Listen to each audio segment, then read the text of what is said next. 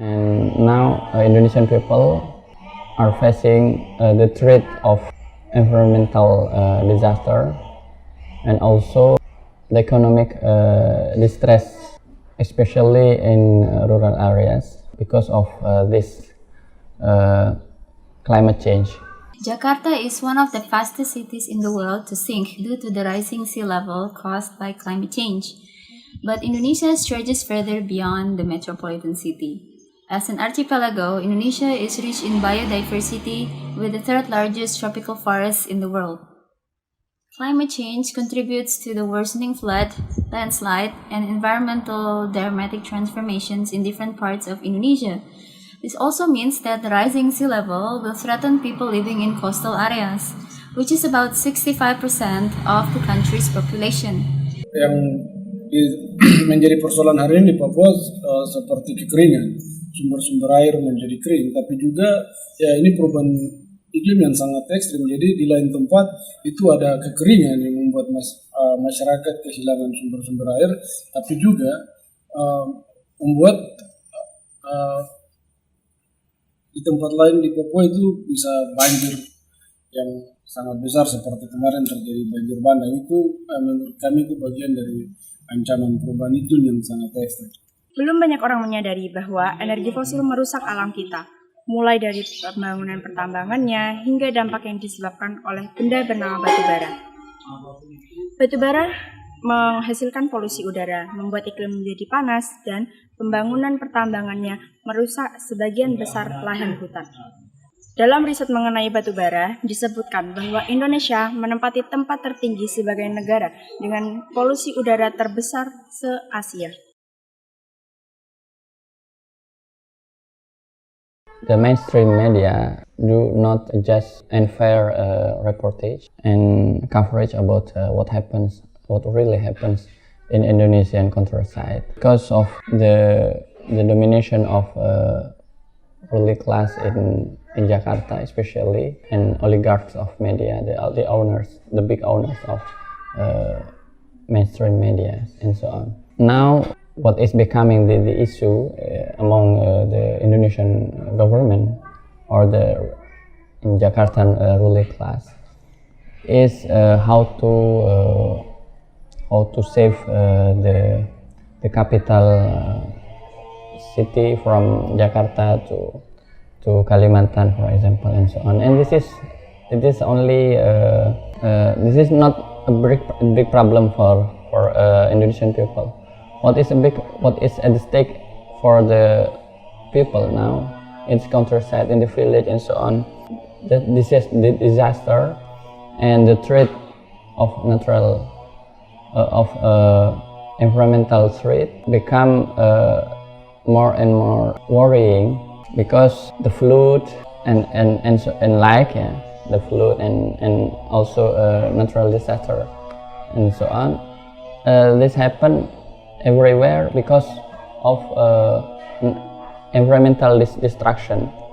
For example, we have many hills and mountains that are destroyed by mining, legally or illegally, and this causes many destructive impact on the environment, especially in the village, and also many big industries now moving to the countryside, to the village.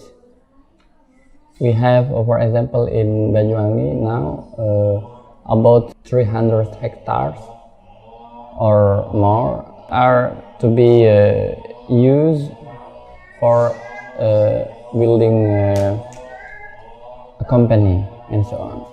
Diminution of green area, of forestry, and also of agriculture, of course, bring the big impact to the climate change. Saya pikir ini sangat erat kaitannya ya, karena kalau perempuan Papua selalu kita kaitkan dengan alam. Karena sehari-hari khususnya ini perempuan yang bukan perempuan di kota, bukan perempuan yang kantoran, tapi perempuan ibu rumah tangga, pedagang-pedagang, karena sebagian besar mereka itu berjualan, atau hidup bergantung dari alam. Nah, mereka yang saya pikir paling terdampak dari sisi perubahan iklim hari ini. Di Papua kita punya perempuan itu yang menghidupi rumah sebenarnya. Ada asap di dapur, ada makan, ada kehidupan, itu dari perempuan. Dia yang biasa ke kebun, dia harus menanam sayur mayur, ubi-ubi, dan hasil bumi yang lain. Itu yang dibawa ke rumah untuk makan, untuk berjualan, untuk kebutuhan yang lain-lain. Nah, hari ini kita sudah mengalami panas yang krisis ya. Di Jayapura saja beberapa waktu ini panas. Sumber-sumber air itu yang mereka kesulitan.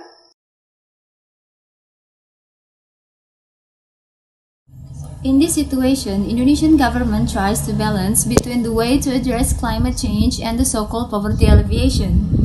Indonesia also one of the largest greenhouse gas emitters. And the government had launched its first national climate action plan to the UN in 2016, pledged to reduce its greenhouse gas emission by 29% by 2030 with up to 41% through international assistance and financial support as part of the commitment to the Paris Climate Agreement. The EU is discussing the non-legislative resolution on palm oil and deforestation and renewable energy directive, which will affect Indonesia. But according to ELSAM 2018 report, the Indonesian government tends to perceive the palm oil issues as a negative campaign by international organizations. While the Indonesian government emphasizes palm oil in terms of its economic benefit and energy security, more urgent issues such as deforestation, land conflict, and deplorable state of labors in palm oil plantations, which mostly owned by big corporations, were not put in the table. The very policy of Indonesian government now, they are pro to extractive industries, which is very polluting and destructive at the essence, at its essence. Okay, and I think that this should be broken. Government should have a more powerful control over the industry. They have to restrain the impact. Otherwise, what is happening now in my village now, this polluting industry now be labeled by green or bio industry, and meaning that they are environmentally safe and so on. And this is a manipulation. This is really a fake. Thank you.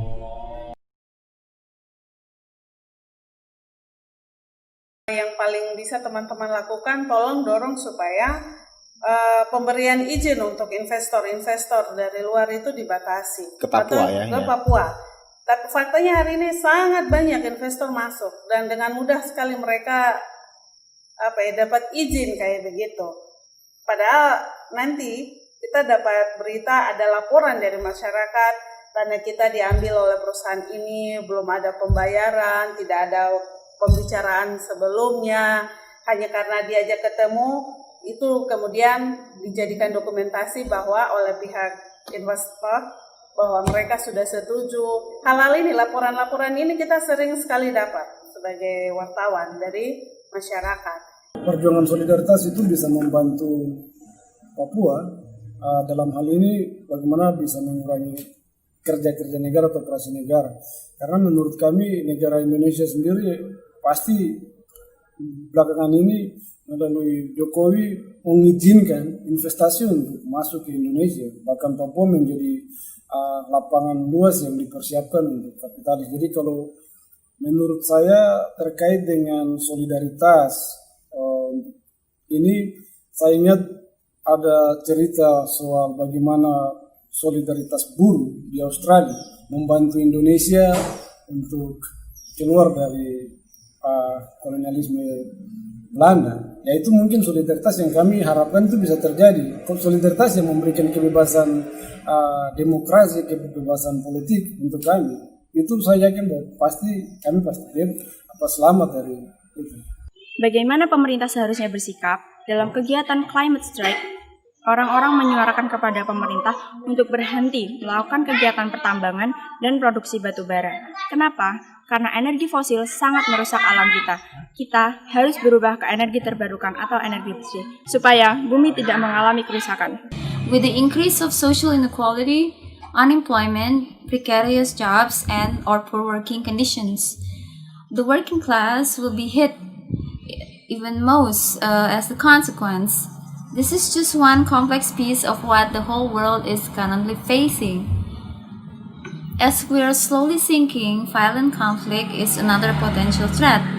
The question of class struggle is even more relevant and should be put forward, but we need to keep pushing the critical conversation and create social movement beyond national boundaries that clearly defines in which side we're on and what kind of collective solutions we could offer.